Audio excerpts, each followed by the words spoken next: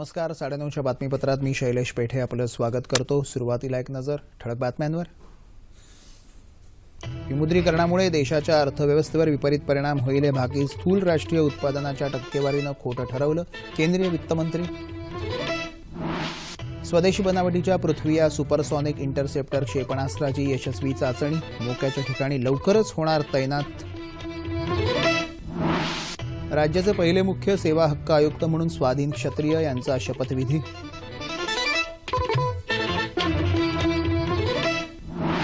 चलनातून रद्द झालेल्या 10हून अधिक जुन्या नोटा बाळगणं हा फौजदारी गुन्हा ठरवणाऱ्या कायद्याची अधिसूचना केंद्र सरकारकडून जारी. यंदा राज्यात तुरीचं भरघोस उत्पादन झाल्यानं शेतकऱ्यांकडून तूर खरेदीसाठी असलेल्या मुदतीत 1 महिन्याची वाढ करण्यात आल्याची मुख्यमंत्र्यांची माहिती.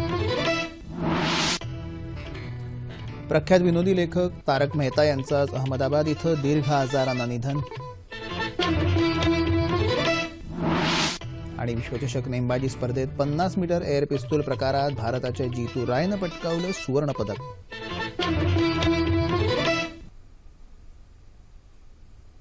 पाहूया सविस्तर वृत्त. विमुद्रीकरणामुळे देशाच्या आर्थिक विकास दरात घसरण होईल हे भाकी स्थूल राष्ट्रीय उत्पादनाच्या ताज्या आकडेवारीनं खोटं ठरवल्याचं केंद्रीय वित्तमंत्री अरुण जेटली यांनी म्हटलं आहे. आपला इंग्लंडचा दौरा आटपून आज भारतात परतल्यावर ते नवी दिल्लीत पत्रकारांशी बोलत होते. विमुद्रीकरणाचा मोठा फटका ग्रामीण अर्थव्यवस्थेला बसेल आणि कृषी क्षेत्रावर त्याचा विपरीत परिणाम होईल ही भीती देखील अनाठायी होती हे सिद्ध झालं असंही जेटली म्हणाले. चालू आर्थिक वर्षाच्या तिसऱ्या तिमाही जीडीपी अर्थात स्थूल राष्ट्रीय उत्पादनाचा 60% दर समाधानकारक असल्याचं मतही त्यांनी व्यक्त केलं. रोखीनं चालणाऱ्या काही उद्योगांना विमुद्रीकरणामुळे थोडा त्रास सोसावा लागू शकतो, मात्र रोखरहित अर्थव्यवस्थेमुळे देशाला दीर्घकालीन लाभ अपेक्षित आहेत असंही जेटली म्हणाले. चालू आर्थिक वर्षात कृषी क्षेत्र आणि कारखानदारी क्षेत्रातल्या वृद्धीमुळे देशाच्या महसुलात वाढ झाल्याचं सांगून जसजसं नवीन चलन बाजारात येईल तसतशी अर्थव्यवस्था झेप घेईल असा विश्वासही जेटली यांनी व्यक्त केला. ओदिशामध्ये अब्दुल कलाम बेटावरून आज सकाळी देशी बनावटीच्या सुपरसॉनिक इंटरसेप्टर क्षेपणास्त्राची यशस्वी चाचणी घेण्यात आली. हे पृथ्वी इंटरसेप्टर क्षेपणास्त्र 10 वाजून 10 मिनिटांनी हवेत झेपावलं आणि त्यानं केवळ 5 मिनिटात आपल्या लक्ष्याचा वेध घेतला. या क्षेपणास्त्राची ही 8वी यशस्वी चाचणी असून लवकरच त्याचा संरक्षण दलात समावेश करण्यात येणार आहे आणि ते मोक्याच्या ठिकाणी तैनात केलं जाणार आहे. अशा प्रकारची प्रणाली असणारा भारत हा जगातला 4था देश आहे. अमेरिका, रशिया आणि इस्रायलकडे ही प्रणाली आहे. आणखीन एक अतिशय महत्त्वाची बातमी आहे. चलनातून रद्द झालेल्या 500 आणि 1000च्या 10हून जास्त नोटा बाळगणं हा फौजदारी गुन्हा ठरवणाऱ्या कायद्याची अधिसूचना सरकारनं जारी केली आहे. राष्ट्रपती प्रणव मुखर्जी यांनी यावर नुकतीच स्वाक्षरी केली. समांतर अर्थव्यवस्था निर्माण होऊ नये यासाठी जुन्या रद्द झालेल्या नोटांच्या वापरावर तसंच त्या बाळगण्यावर बंदी घालणारं विधेयक संसदेनं मंजूर केलं होतं. या कायद्यानुसार रद्द झालेल्या 10पेक्षा अधिक नोटा एखाद्या व्यक्तीकडे किंवा 25हून अधिक नोटा अभ्यास तसंच संशोधन कार्यासाठी बाळगल्यास तो आता फौजदारी गुन्हा ठरू शकतो. त्यासाठी किमान 10,000 रुपये किंवा सापडलेल्या रकमेच्या 5 पट रकमेएवढा दंड ठोठावला जाईल. दरम्यान गेल्या 4 दिवसांमध्ये ठाणे गुन्हे शाखेनं 3 ठिकाणी छापे घालून सुमारे 2,25,00,000 रुपये मूल्याच्या जुन्या 500 आणि 1,000 रुपयांच्या नोटा हस्तगत केल्या आहेत. ठाणे, पवई आणि कांजूरमार्ग इथं या धाडी घालून कारवाई करण्यात आल्याची माहिती ठाणे पोलीस आयुक्त परमवीर सिंग यांनी पत्रकार परिषदेत दिली. या प्रकरणी 7 जणांना ताब्यात घेतलं असून अधिक तपासही सुरू आहे.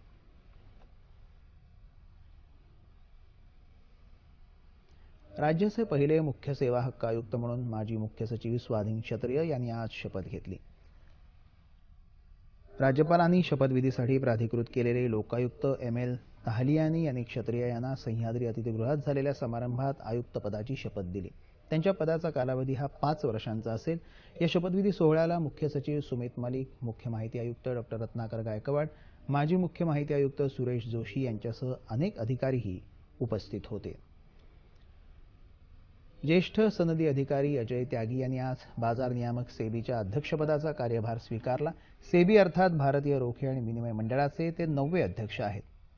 आपल्या 3 वर्षांच्या कार्यकाळात कायदे आणि कॉर्पोरेट रोखे बाजाराचा विकास करणं तसंच कंपनी व्यवहारांमध्ये सुसूत्रता आणणं ही आव्हानं त्यांच्यापुढे असतील.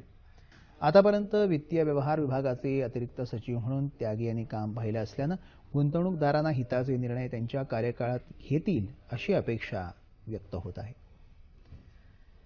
सामाजिक दायित्व निधी अर्थात CSR फंडास समाज बदलण्याची क्षमता असून या निधीतून अनेक लोकोपयोगी कामं हाती घेता येतात असं प्रतिपादन अर्थमंत्री सुधीर मुनगंटीवार यांनी केलं. मुंबईतल्या Vivekanand institute of management studies and research संस्थेच्या वतीनं सामाजिक उद्योजकता आणि सामाजिक उत्तरदायित्व निधी या विषयावर आयोजित चर्चासत्राच्या उद्घाटन प्रसंगी ते आज बोलत होते. राज्यात CSR निधीतून अनेक क्षेत्रात अनेक प्रकारची कामं केली जात असली तरी या कामांचा प्राधान्यक्रम निश्चित करणं आवश्यक आहे असं सांगत मूलभूत आणि भौतिक साधन क्षेत्रात या निधीच्या माध्यमातून बदल करता येऊ शकतो का याचा क्षेत्रनिहाय अभ्यास करणं गरजेचं आहे असंही मुनगंटीवार यावेळी म्हणाले. यंदा राज्यात तुरीचं भरघोस उत्पादन झाल्यानं शेतकऱ्यांकडून तूर खरेदीसाठी असलेली मुदत आता 1 महिन्यानं वाढवण्यात आली आहे. 15 मार्चपासून 15 एप्रिलपर्यंत ही मुदत वाढवण्याची मागणी केंद्रीय अन्न आणि सार्वजनिक वितरण मंत्री रामविलास पासवान यांनी मान्य केल्याची माहिती मुख्यमंत्री देवेंद्र फडणवीस यांनी दिली. तुरीच्या साठवणुकीसाठी गोण्यांची टंचाई दूर करण्याचं आश्वासनही पासवान यांनी दिलं आहे. तसंच खरेदीचे निकषही शिथिल केले आहेत. तूर खरेदीसाठी घेतलेल्या या निर्णयामुळे तूर उत्पादक शेतकऱ्यांना काहीसा दिलासा मिळणार आहे असंही मुख्यमंत्र्यांनी म्हटलं आहे. मागील वर्षाच्या तुलनेत यंदा निम्म्यावर आलेल्या तुरीच्या बाजारभावामुळे शेतकऱ्यांचं आर्थिक नुकसान होऊ नये यासाठी सरकारनं वाशिम जिल्ह्यात 4 ठिकाणी नाफेडमार्फत तूर खरेदी केंद्र सुरू केली. मात्र माल साठवायला पुरेशी जागा उपलब्ध नसल्यानं प्रचंड प्रमाणात आलेल्या मालाची तोलाई करणं अडचणीचं ठरत होतं. डाळवर्गीय पिकांच्या उत्पादनात वाढ व्हावी याकरता शासन तसंच कृषी विभागानं राबवलेल्या योजनांचं फलित म्हणून यंदा औरंगाबाद जिल्ह्यात तुरीचं विक्रमी उत्पादन झालं आहे. भारतीय अन्न महामंडळ आणि नाफेडनं यावर्षी औरंगाबाद जिल्ह्यात औरंगाबाद, लासूर, वैजापूर, गंगापूर आणि पैठण अशा 5 तालुक्यात तूर खरेदी केंद्र सुरू केली असून शेतकऱ्यांकडून आतापर्यंत सुमारे 22,000 क्विंटल तूर डाळ खरेदी करण्यात आल्याचं भारतीय अन्न महामंडळाचे अधिकारी गोकुळ राठोड यांनी सांगितलं. देशात विविध संप्रदाय असले तरी मानवता हे त्या सर्वांचं वैशिष्ट्य आहे असं राष्ट्रीय स्वयंसेवक संघाचे सरसंघचालक डॉ. मोहन भागवत यांनी आज सांगितलं. लातूर जिल्ह्यात अहमदपूर इथल्या वीरमठाचे मठाधिपती डॉ. शिवलिंग शिवाचार्य महाराज यांनी वयाची 100 वर्षे पूर्ण केल्याबद्दल सरसंघचालकांच्या हस्ते त्यांचा सत्कार करण्यात आला. त्यावेळी ते बोलत होते. जगाला आत्मीयता शिकवण्याची जबाबदारी भारताचीच असून मातृभूमीला जगद्गुरू करण्यासाठी सर्वांनी एकत्र काम करण्याची गरज आहे असंही भागवत म्हणाले. डॉ. शिवलिंग शिवाचार्य यांच्या जीवनाचा आदर्श घेऊन त्यांचं आचरण करण्याचं आवाहन भागवत यांनी यावेळी केलं. पशुसंवर्धन मंत्री महादेव जानकर, खासदार डॉ. सुनील गायकवाड यांच्यासह इतर मान्यवर, संत आणि अनुयायी या प्रसंगी उपस्थित होते. केरळमध्ये मार्क्सवादी पक्षाकडून हिंदुत्ववादी कार्यकर्त्यांवर होणाऱ्या कथित हल्ल्याच्या विरोधात आज कोल्हापुरात प्रबोधन मंच आंदोलनाच्या वतीनं जन आक्रोश आंदोलन करण्यात आलं. कथित हल्लेखोरांना कठोर शिक्षा व्हावी, पीडित कुटुंबाच्या वारसांना नुकसान भरपाई द्यावी, तिथल्या हिंदुत्ववादी नागरिकांना विचार आणि अभिव्यक्ती स्वातंत्र्याचा हक्क मिळवून द्यावा अशा मागण्या यावेळी करण्यात आल्या. या मागण्यांचं निवेदन जिल्हाधिकारी डॉ. अमित सैनी यांनाही देण्यात आलं.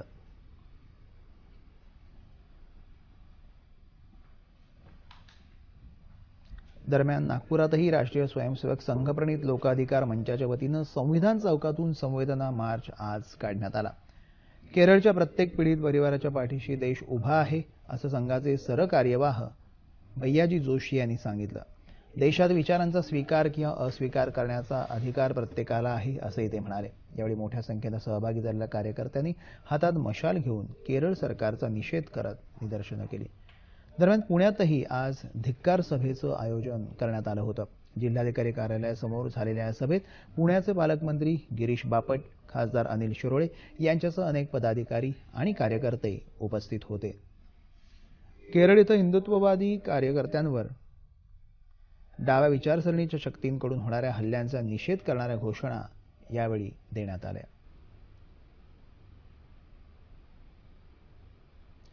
जम्मू काश्मीरमधल्या कारगिल युद्धात शहीद झालेल्या लष्करी अधिकाऱ्याची कन्या गुरमेहर कौर हिला काही संघटनांनी धमकी दिल्याच्या निषेधार्थ राष्ट्रवादी विद्यार्थी काँग्रेसनं आज पंढरपूरमध्ये निषेध आंदोलन केलं. दिल्ली विद्यापीठात शिकणाऱ्या गुरमेहर कौर हिनं आपले वडील हे पाकिस्तानमुळे नव्हे तर पाकिस्तानबरोबर झालेल्या युद्धामुळे शहीद झाले असं विधान केलं होतं. त्यानंतर गुरमेहरच्या विरोधात काही संघटनांनी आवाज उठवला, तसंच त्या संदर्भात तिला कथितरित्या धमकी मिळाल्याचंही वृत्त आहे. या पार्श्वभूमीवर राष्ट्रवादी काँग्रेसनं निषेधाचा पवित्रा घेतला. काही विद्यार्थी संघटना या गोष्टीचं राजकीय भांडवल करत असल्याचा आरोप राष्ट्रवादी विद्यार्थी संघटनेनं केला आहे. शेतकऱ्यांच्या धान्यमालाला योग्य बाजारभाव मिळावा या आणि इतर मागण्यांसाठी भारतीय किसान महासंघाच्या वतीनं आज नागपुरातल्या संविधान चौकात धरणं आंदोलन करण्यात आलं. राज्य सरकार शेतकऱ्यांच्या प्रश्नांबाबत उदासीन आहे. शेतकऱ्यांच्या धान्यमालाला हमी भावापेक्षा जास्त बाजारभाव मिळावा, खरेदी केंद्राची संख्या वाढवण्यात यावी आणि सर्वच धान्यमालाची खरेदी लवकरात लवकर सुरू करण्याची मागणी किसान संघाचे विदर्भ प्रांताध्यक्ष नाना आकरे यांनी केली. राज्यात तुरीचं उत्पादन चांगलं झालं असूनही तूर आयात केली जात आहे. त्यामुळे शेतकऱ्यांच्या तुरीची किंमत घसरली असून सरकारनं शेतकऱ्यांच्या प्रश्नांकडे प्राधान्याने लक्ष दिलं नाही तर तीव्र आंदोलन करण्याचा इशारा आकरे यांनी यावेळी दिला. स्वच्छ भारत अभियानाअंतर्गत नानासाहेब धर्माधिकारी प्रतिष्ठानच्या वतीनं आज देशभरात अनेक ठिकाणी स्वच्छता मोहीम राबवली जात. राज्याचे स्वच्छता दूत अप्पासाहेब धर्माधिकारी यांच्या मार्गदर्शनाखाली या मोहिमेचं आयोजन करण्यात आलं होतं.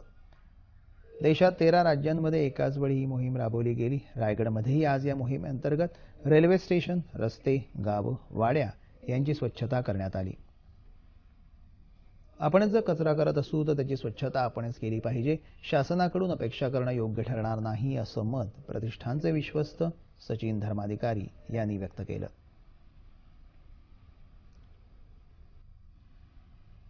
माजी मुख्यमंत्री सहकार महर्षी वसंतदादा पाटील यांची आज 28वी पुण्यतिथी. त्यानिमित्त विधान भवन परिसरातल्या त्यांच्या पुतळ्याला विधान परिषदेचे सभापती रामराजे नाईक निंबाळकर, माजी केंद्रीय मंत्री शरद पवार यांनी आज पुष्पहार अर्पण करून आदरांजली वाहिली.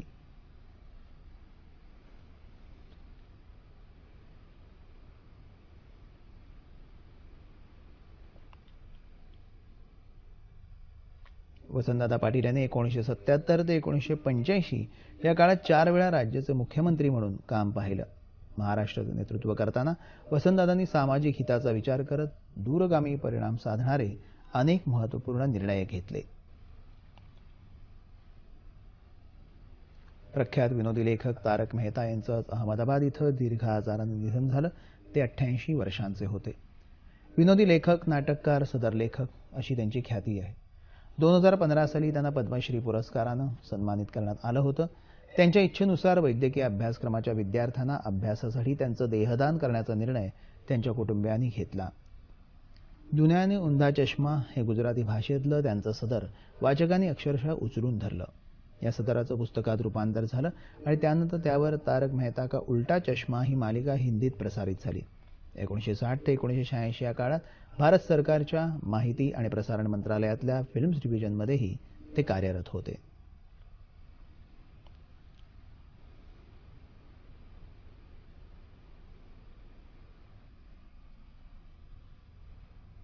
नवी दिल्लीत सुरू असलेल्या विश्वचषक नेमबाजी स्पर्धेत आज भारताच्या जितू रायनं 50 मीटर एअर पिस्तूल प्रकारात सुवर्ण पदक पटकावलं. या स्पर्धेच्या अंतिम फेरीत जितू रायनं 230.1 इतके गुण मिळवून नवा विश्वविक्रम रचला. याच प्रकारात भारताच्याच अमनप्रीत सिंहनं रौप्य पदकाची कमाई केली. त्यामुळे या स्पर्धेत भारताच्या खात्यात 3 पदकं जमा झाली आहेत. या स्पर्धेत काल झालेल्या 10 मीटर एअर पिस्तूल प्रकारात जितू रायला कांस्य पदक मिळालं होतं.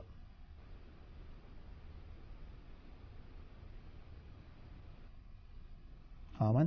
येत्या 36 तासात संपूर्ण राज्यात हवामान कोरडं राहील असा अंदाज हवामानशास्त्र विभागानं वर्तवला आहे. तापमान अंश सेल्सिअसमध्ये मुंबई कमाल 37, किमान 19, नागपूर 37-15, पुणे 36-13, औरंगाबाद 36-17, नाशिक 36-15, कोल्हापूर 35-19, रत्नागिरी 38-21, सोलापूर 38-18 आणि अमरावती कमाल 37 तर किमान 17. ठळक बातम्या पुन्हा एकदा. विमुद्रीकरणामुळे देशाच्या अर्थव्यवस्थेवर विपरीत परिणाम होईल हे भाकीत स्थूल राष्ट्रीय उत्पादनाच्या टक्केवारीनं खोटं ठरवलं, केंद्रीय वित्तमंत्री. स्वदेशी बनावटीच्या पृथ्वी या सुपरसॉनिक इंटरसेप्टर क्षेपणास्त्राची यशस्वी चाचणी, मोक्याच्या ठिकाणी लवकरच होणार तैनात. राज्याचे पहिले मुख्य सेवा हक्क आयुक्त म्हणून स्वाधीन क्षत्रिय यांचा शपथविधी.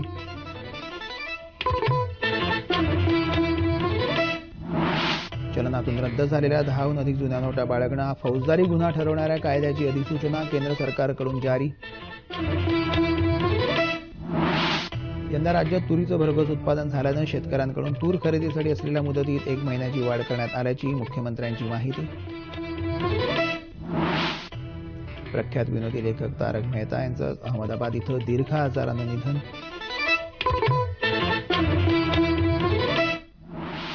आणि विश्वचषक नेमबाजी स्पर्धेत 50 मीटर एअर पिस्तूल प्रकारात भारताच्या जितू रायनं पटकावलं सुवर्णपदक.